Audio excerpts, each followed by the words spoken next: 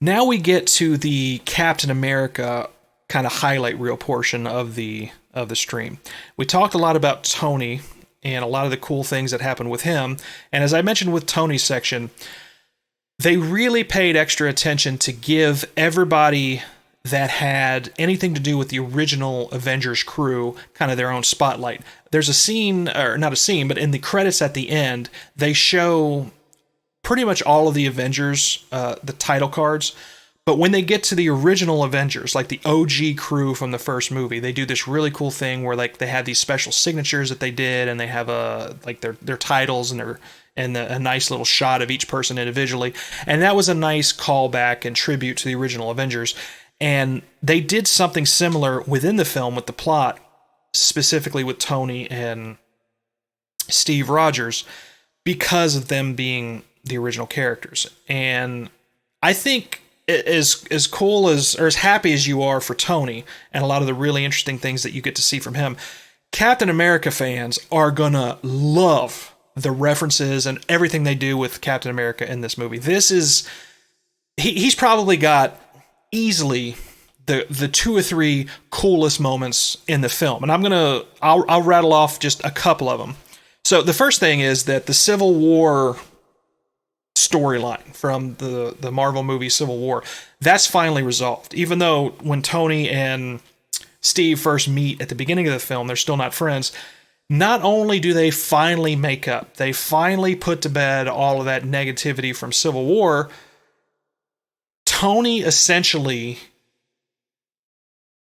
rechristens Steve as Captain America again. He gives him back his shield, and it's because of Tony that Steve is able to once again become Captain America. So it's a really cool scene. It's right towards, I'd say maybe a third of the way in. It's when Tony finally helps figure out the time travel aspect of it, and he's going to help the Avengers before they start jumping back into the original films. He essentially turns him back into Captain America. So that was a really cool callback. Another callback that was awesome, if you remember in, I think it was Age of Ultron, so that would be the second Avengers film, where they're all taking turns trying to pick up the hammer. And you can see that Steve, when he goes to pick it up, he moves it a little bit. He doesn't pick it up, but it looks like, you can see Thor's face. He gets a little worried because he's afraid, like, oh man, I hope he doesn't pick it up, because that means he's worthy as well. Well, guess what? Captain America, absolutely worthy, because there's a scene where I won't get into specifics because, the stream's going a little bit longer, and I'm not gonna get into every single detail of the film, because you'll either already pick that up from watching it, or you'll see it when you watch it later on. Let me just say that Thor's hammer makes a return. This time, it's wielded by Captain America. In fact, his shield gets broken in the battle with Thanos. Thanos is the only one that's strong enough to shatter that vibranium shield. It doesn't matter, because the Thor's hammer essentially now becomes Captain America's new weapon. It's awesome. So, and during the whole battle, he's not only flinging it around, he's doing the whole he's summoning lightning. Captain America is using Thor's lightning during the battle. So it's a really fun scene, and Thor even kind of admits, like, okay, I always knew you were worthy. And it's a really interesting scene. It's really fun. I love the fact that they did that callback, and they actually show that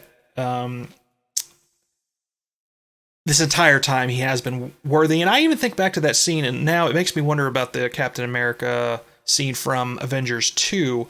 Could he have actually picked up the hammer then? Was he just basically being nice, or trying to be cordial, or he didn't want to make Thor feel bad? So did he fake not being able to pick it up? I'm curious, but because I'm sure he was as worthy then as he is now.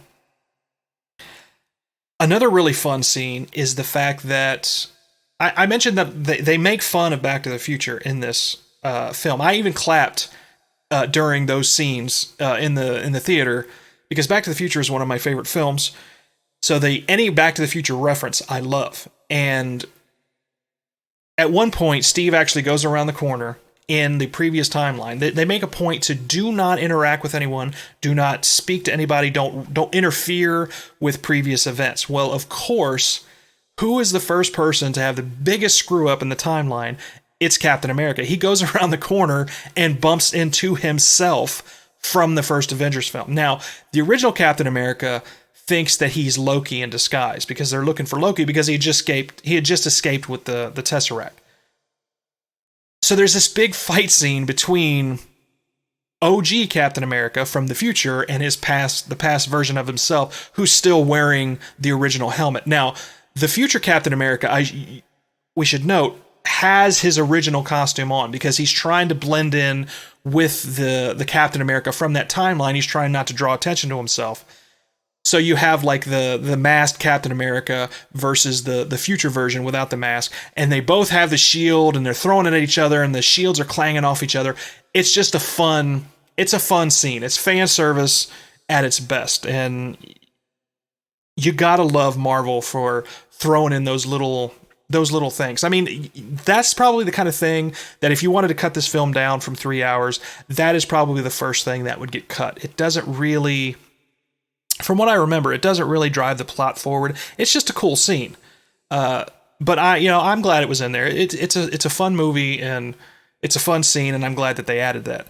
And that's just a couple of the cool things that they did with Steve Rogers. They have another scene, if you remember, in it is not the Winter Soldier. What is it called? It's Captain America 2, basically. I think it's called Winter Soldier. Yeah, it's Winter Soldier. And it's that scene, they redo the scene where they're in the elevator, if you remember that, where he has to fight like 5 guys in the elevator that are secretly working for Hydra. It's not the same scene, but it's the same exact setup. It's those guys that come to collect all of the artifacts from the end of the first Avengers films for S.H.I.E.L.D.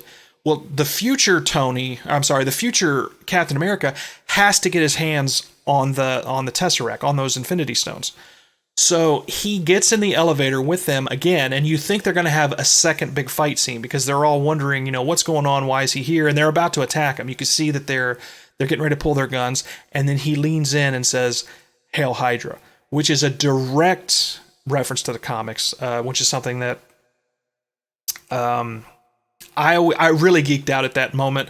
A lot of people are not going to get why that's cool, unless you follow that specific storyline in the comics where I believe, I'm not sure if he's brainwashed or if it's it's like a pre-implanted command. I can't remember exactly how that panned out, but there's a small portion where Captain America, or a small run where Captain America becomes an agent of Hydra. I think he has like the Hydra symbol instead of the stars and stripes. It's just a really cool reference to the comics with that.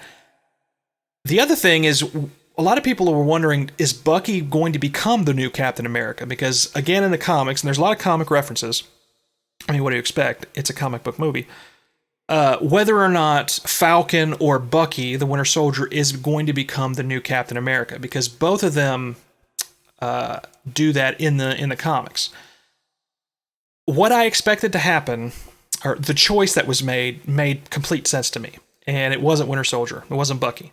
Because even though he'd been brainwashed and he's secretly a good guy and they kind of got all that out of him finally, and he's on the good side, he still did a lot of bad stuff. He killed Tony's parents. He's killed countless numbers of people for the government. And if that kind of thing ever got out as the new Captain America, it's not going to be a good look for them.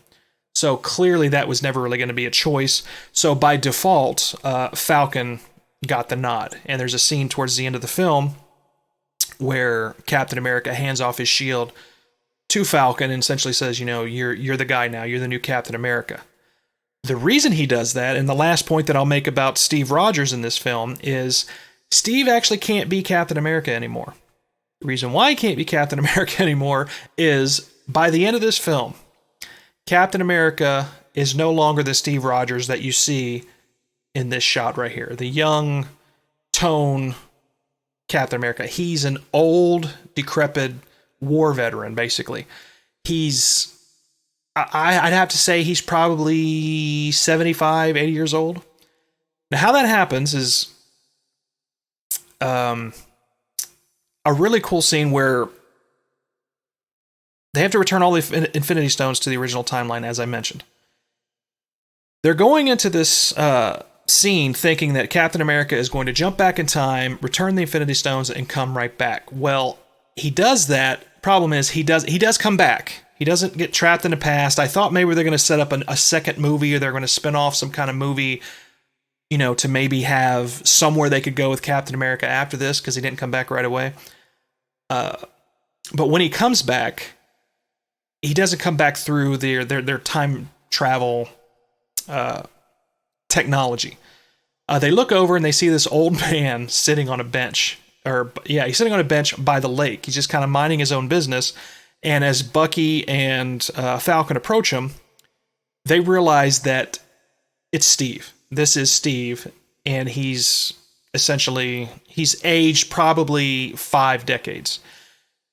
Essentially what happened is Steve jumped back in time in order to return the Infinity Stones. Now, whether this was part of his plan all along, or whether it's something that just happened along the way, he ends up staying in the past. He actually somehow is able to return the Infinity Stones to their original timeline, and then jump even further back into the past, into the original timeline of the 1940s, where he's able to finally get back with Peggy Carter. He's able to essentially live the life he's always wanted to live. So he just stays in the past, and he ages normally up until the events of the end of Endgame, where he's an old man, which is why he gives his shield to Falcon, and they have to come up with a new Captain America. So instead of just killing him off, but also wanting to kind of end that line of Captain America and Iron Man films, they kill Tony, and then they don't want to kill Captain America on top of that, so they kind of age him out of it, which I thought was a really good way to do that.